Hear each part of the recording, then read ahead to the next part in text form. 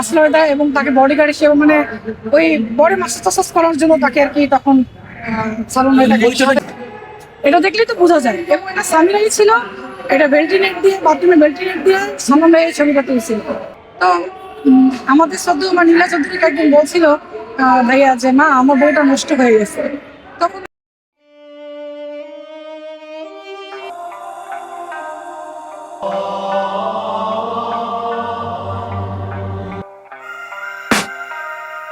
আমি এখন কথা বলবো সালমান শাহ একদম সে প্রথম থেকে সালমান শাহ হত্যার যে মামলা হয়েছিল সে বিচার চাওয়ার দাবিতে সবসময় রাজপথের সরব ছিলেন সে টিয়া আপুর সাথে। আসসালামু আলাইকুম। ওয়ালাইকুম আসসালাম ভাইয়া। আপু, এই যে ডন গ্রেপ্তার হলো এবং সামিরাকে এখনো গ্রেপ্তার করা হলো না, সেই নিয়ে আজকে মানববন্ধন, সবকিছু মিলিয়ে আপনার যে অভিমতটা যদি একটু বলতেন। ধন্যবাদ ভাইয়া। সর্বপ্রথম কথা হচ্ছে যে আজকে আমাদের যে মানববন্ধন আজকে সেটা হচ্ছে তিনটা ইস্যু দিয়ে আমরা মানববন্ধনে আজকে দাঁড়িয়েছি। সেটা প্রথম হচ্ছে আলহামদুলিল্লাহ 4 নম্বর আসামি ডনকে গ্রেপ্তার করা হয়েছে, এই আসামিকে যেন জামিন দেওয়া না হয়, এটা প্রথম ইস্যু। দ্বিতীয় ইস্যু হচ্ছে আপনার 1 নম্বর আসামি সামিরাকে যেন দ্রুত গ্রেপ্তার করা হয় এবং আইনের আওতায় আনা হয়।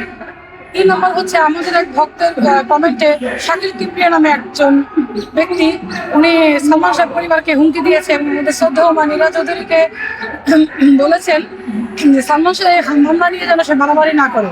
এটা ডনকে গ্রেপ্তারের পরে কিন্তু এই কমেন্ট এবং লাইভে কমেন্ট আসা করেছে যে যদি সে বাড়াবাড়ি করে তাহলে সালমান শাহকে যেভাবে হত্যা করা হয়েছে তার ছোট ভাই শাহান চৌধুরীকে সেভাবে গ্রেপ্তার করা হবে। তাহলে এখানে তো পরিষ্কার হয়ে গেল যে তারা সালমান শাহকে হত্যা করেছে। আমাদের এখন এই শাকিল কিবরিয়াকে তার বিরুদ্ধে মামলা হয়েছে, আমাদের ছোট কুমকুম মামলা করেছেন।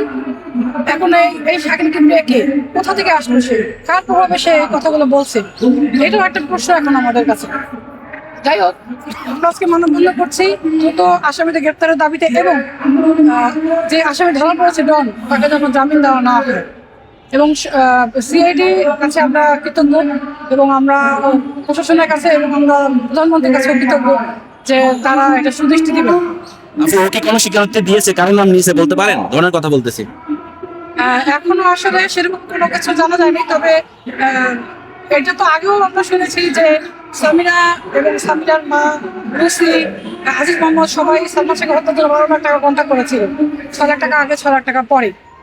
আর ডন ওইটার সাথে 4 নম্বর আসামি ছিল ডন, রিজভি, তারপর আপনার সুলতানা, ডেভিড, ফারুক, আরো অনেকে।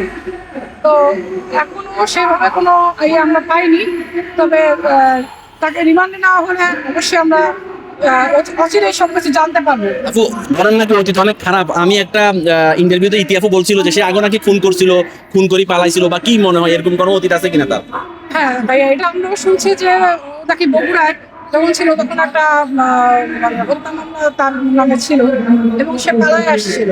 সালমান ভাইয়া যখন বগুড়ায় যখন শুটিং ছিল ওখানে, যখন সালমান ভাইয়ের সাথে সে পালায় আসছিল, পরবর্তীতে মনে আসছে আর কি। যাই হোক, একসাথে আসছে কিনা সেটা আমার সঠিক মনে নাই, জানি না এই ব্যাপারটা।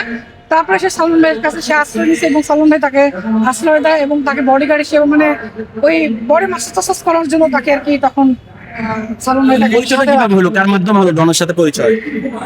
এটা ডনের সাথে পরিচয়, ডন তো খুন করে মানে বগুড়া থেকে পালায় আসছিল। তো তখন হয়তো আইবিসিতে গেছে, তখন কারো মাধ্যমে হয়তো যখন তো সালমান শাহ সুপারস্টার, তখন সালমান শাহ ছবি চলে, সালমান শাহকে সবাই চেনে, তখন ওই সালমান শাহের সাথে কোনো মাধ্যমে হয়তো আমার সে যোগাযোগ করে সালমান শাহের কাছে সে আশ্রয় চাইছে। তখন ভাইয়া তো খুব ভালো মনের মানুষ ছিল, যার কারণে ভাইয়া ওকে মানে নিজের সাথে রাখতো ওই বডি মাসাজ করার জন্য। তারপরে আস্তে আস্তে যখন দেখবে যে ছেলেটা নিডি, ঠিক আছে, একটা কাজে যোগ ঢুকাই দিই, তখন সালমান ভাইয়াই তাকে এই ভিলেনের চরিত্রে অভিনয় করার জন্য পরিবেশে রিকোয়েস্ট করে ওকে ঢুকায়, সেখানে নিয়োগ করে আর কি। একটা ছবি ভাইরাল হয়েছিল, সেই ছবিটা সামিরা বলতেছিল এটা সাবরিনা নায়িকা, আবার নেটিজেনরা বলছে এটাই হলো থেকে সামিরা। আসলে কি মনে হয় ভাই, এটা হাস্যকর একটা বিষয়, কারণ ভাইয়া এক একজনের স্ট্রাকচার, শরীরের স্ট্রাকচার এক এক রকম। আমার স্কিন আরেকজনের স্কিন, আমার হাত আরেকজনের হাত একরকম হবে না, এটাই স্বাভাবিক। এটা আপনার আশা ভালোবাসা নায়িকা সাবিনার কথা বলেছে, এটা আপনার সামিরা, যে এটা সাবিনা ছিল, অসম্ভব, এটা সাবিনা ছিল না, সামিরা ছিল। কারণ একটা অনুষ্ঠানে দেখবেন আমাদের শ্রদ্ধেয় মা লীলা চৌধুরী এবং আমাদের শ্রদ্ধেয় বাবা কমরুদ্দিন আহমেদ, ওনারা দুজন উপস্থিত ছিলেন এবং সালমান ভাইয়া সামিয়া দুজন উপস্থিত ছিলেন। সেখানে সামিয়া কালো রঙের একটা ভাইয়া কালো ড্রেস পরছিলেন, সামিয়া কালো একটা শাড়ি পরছিলেন, সেই শাড়িটাই পরিহিত ছিল সেখানে। এবং হাতে তার নেল পলিশ এবং ব্রাইট ফর্সা হাত, এত ফর্সা তো সাবিয়ার, এটা দেখলেই তো বোঝা যায়। এবং এটা সামিরাই ছিল, এটা বেল্টিনেট দিয়ে বাথরুমে বেল্টিনেট দিয়ে সালমান ভাইয়ের ছবিটা তুলছিল। এবং সামিয়ার সাথে ডনের অবৈধ সম্পর্ক ছিল আগের বলে। আচ্ছা, এটা নিয়ে সালমান শাহ কখনো কিছু বলেনি বা কোনো দ্বন্দ্ব হয়েছিল কিনা, সেই জন্য কি মূলত এই খুন?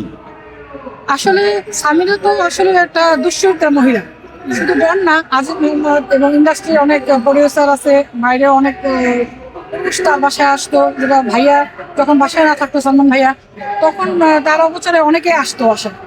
তো এটা ভাইয়া অনেকের কাছে শুনেছে, দারুণ দারুণ অনেকে সবাইকে টাকা দিয়ে বন্ধ করে রাখছিল সামিরা। কিন্তু পরবর্তীতে একটা সময় ভাইয়া জেনে আসলে সত্য কখনো গোপন থাকে না। তো তখন হয়তো বা মানে সামিরাকে কিছু বলছে কিনা ভাই, আসলে তখন তো আমরা সে বাসায় যাই না কিংবা এত কিছু আমরা ওইভাবে জানি না। তো আমাদের সদ্য আমার নীলা চৌধুরীকে একদিন বলছিল ভাইয়া যে মা আমার বউটা নষ্ট হয়ে গেছে। তখন মা বলছে যে না, এটা কিছু না, ঠিক হয়ে যাবে, বয়স অল্প। কিন্তু তখন মার কাছে এগুলা ভাইয়া শেয়ার করছে, মানে এগুলো তো আসলে বাইরে কারোর কাছে শেয়ার করার বিষয় না। তো আমিও বুঝতে পারছিলাম যে ভাইয়া এগুলো জেনে গেছে, তার যার কারণে একটা অডিও ক্যাসেট ছিল। হ্যাঁ, অনেকগুলো অডিও ক্যাসেট ছিল, তার মধ্যে একটা অডিও ক্যাসেট কিন্তু প্রকাশ করা হয়েছে। আসলে এত কিছু আর প্রকাশ করা যায় না। ওই অডিও ক্যাসেটটার মধ্যে কিন্তু সালমান ভাইয়ের কণ্ঠ এবং কাজের বুয়া, যে বুয়াকে জিজ্ঞেস করেছিল বুয়া বাসায় কে আসছে কি, এগুলো কিন্তু অডিও ক্যাসেটটা কিন্তু প্রকাশ করা হয়েছে ফেসবুকে, ইন্টারনেটে আছে এটা। এবং এটা কিন্তু আদালতে মনে হয় জমা দেওয়া হয়েছে আর কি, যে এটার মধ্যে আছে যে ভাইয়া জিজ্ঞেস করছে যে বাসায় কে আসতো, তার আসছে কি। তো যখন সামিরা বুঝতে পারছে যে সালমান শাহ বুঝে ফেলছে যে তার সাথে অন্য কারো অবৈধ সম্পর্ক আছে, এইসব যে ধরে ওই আজিজ মোহাম্মদকে থাপ্পড় মারছে, সবকিছু মিলেই ভাইয়াকে হত্যা করা হয়েছে, এটা একটা ষড়যন্ত্র করে হত্যা করা হয়েছে। আচ্ছা, আমি একটা কথা বলবো, এই ডনকে উনি এত ভালোবাসা দিয়েছেন, এখন বিভিন্ন পত্রিকা দেখছি 12 লাখ টাকার বিনিময়ে ডন এই কাজটা করেছে। আপনার কাছে কি মনে হয় এই বন্ধু পুষে সালমান শাহ কি জীবনে ভুল করেছিল?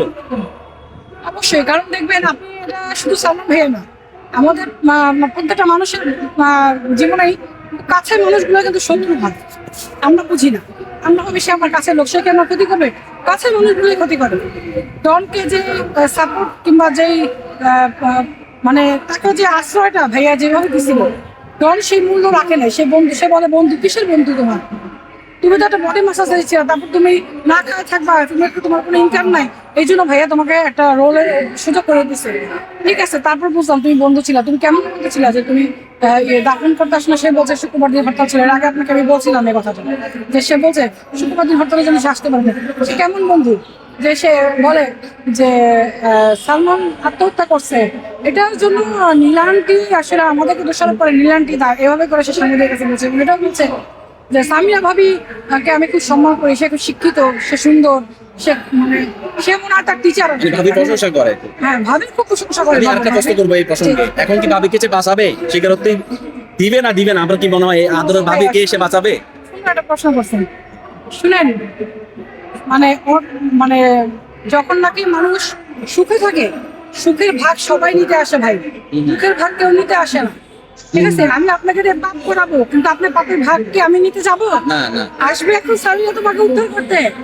হ্যাঁ, অবশ্য এটা ঠিক, সামিরা চেষ্টা করতে পারে ওর জামিনের জন্য, যাতে ওরা তো পেছে যেতে না পারে, হ্যাঁ, ওরা পেছে যেতে পারে। সামিরা নিজের স্বার্থে হয়তো ডনকে বাঁচাতে চেষ্টা করতে পারে, কিন্তু আমাদের বিশ্বাস তার কোনো লাভ হবে না, কারণ 30 বছর পর যখন একজন আসামি ধরা পড়ছে, এখন আর জামিন হবে না। আচ্ছা আপু, এটার সাথে তো অনেক প্রভাবশালী লোক জড়িত, আজিজ মোহাম্মদ ভাইয়ের মতো লোকেরা, ডনকে তো ওরা মেরে ফেলতে পারে। আপনার কাছে কি মনে হয়, এরকম কোনো ভয় করেন? আসলে ভয়, আমরা তো আসলে রণাঙ্গ সৈনিক, আমরা তো আসলে কোনো কিছুতে ভয় পাই না। তবে এটা না, আপনাদেরকে না, ডনকে যদি মেরে ফেলতে, ডনকে না, সেটা বুঝতে পারছি। তবে এটা অস্বাভাবিক কিছু না। তবে এখন আমার মনে হয় না যে এরকম কিছু তারা করতে হবে, যেহেতু আজিজ মোহাম্মদ এখন এখানে নাই। দ্বিতীয়ত সামিরা এখন পলাতক, এখন ওইভাবে প্রভাব যে তারা খেটাবে, তারা তো বাইরে তো পাচ্ছে না, তারা তো যতদিন আটকা। আর এখন যাকেই পাঠাক না কেন, এখন তারা ধরা পড়ে যাবে। এই যে শাকিল কিবরিয়া, তাকে তো অবশ্যই সামিরা তাকেও বলছে, এটা অবশ্যই খুনিদের পক্ষের লোক, নাহলে তারা হুমকি দেবে কেন, তাই না? এখন তারা সুবিধা করতে পারবে না। ভালো লাগলে লাইক কমেন্ট করে আপনার মতামত দিন। সাথে থাকার জন্য সাবস্ক্রাইব করুন এবং বেল বাটনটিতে ক্লিক করুন।